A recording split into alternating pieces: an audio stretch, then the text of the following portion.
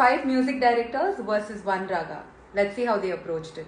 I'm pretty sure I'm forgetting so many, so if you can think of anything, comment below.